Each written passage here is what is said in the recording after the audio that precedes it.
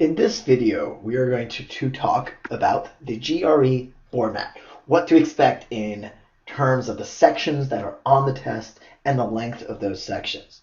So first off, there's something called the AWA section. That stands for Analytical Writing Assessment.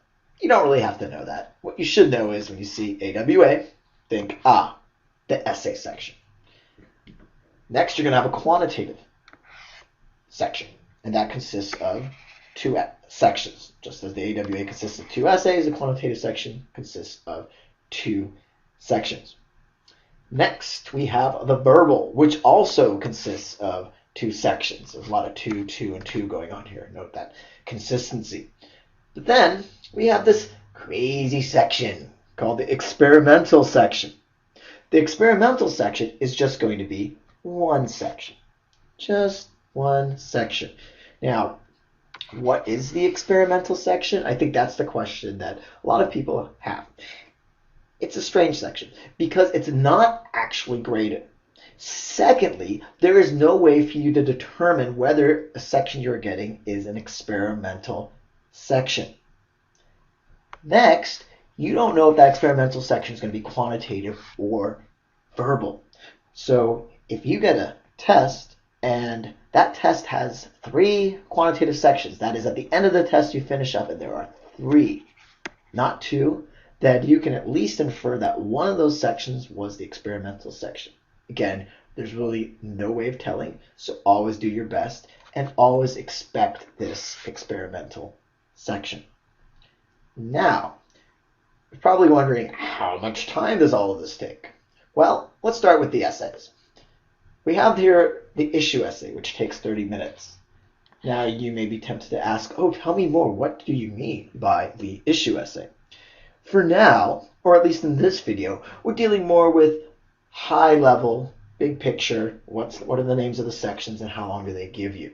But if you're really tempted, you can navigate on the lessons page down to where it says the essay section, the AWA section, and you can click on the video entitled Issue, and you can learn more about the issue, and you can also learn more about the argument. But for now, in this video, we want to remember that there are 2 essays, issue and argument, and you get 30 minutes for both essays.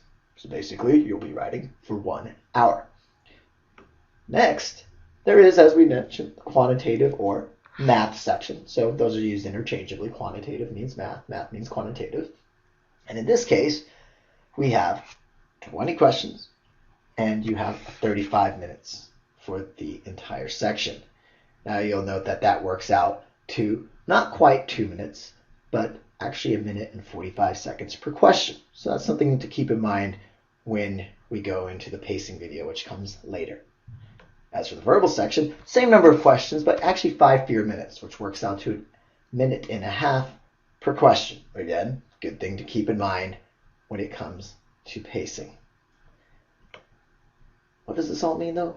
Well, in terms of total hours, 4 hours. Now, you may wonder, well, how does that actually work? 4+ is an awfully long time. If I'm spending an hour here up top on the essays, then that's 3+ hours with these sections. But remember, you're going to have multiple math sections and multiple verbal sections. And you throw in the experimental section, next thing you know, you are clocking in at over 4 hours. And of course, there's always checking in, sitting down, answering a few questions, determining whether or not you want to keep your score at the end. All of that feeds into this 4+ hour mark.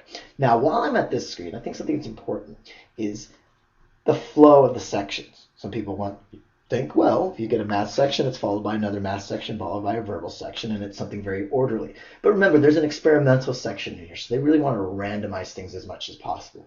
What that means is that the math section may be the very first section you see, or maybe you'll see a verbal section. Maybe you'll get back-to-back verbal sections, or maybe there'll be a math section in between. Or maybe the very first section you see is an experimental verbal section, or maybe an experimental math section. So again, a lot of randomness. Try not to get thrown off test day. Just expect anything once you're done with these 2 essays, which, by the way, are always in this order. You will start off with the issue, followed by the argument. But after that, it could be math verbal, it could be an experimental section you don't know. But just keep yourself prepared. And again, when you finish that first section, the next section you get, well, it could be a math section, or that is, it could be the same section as you got on the first section, but you don't really know. So again, be agile as possible.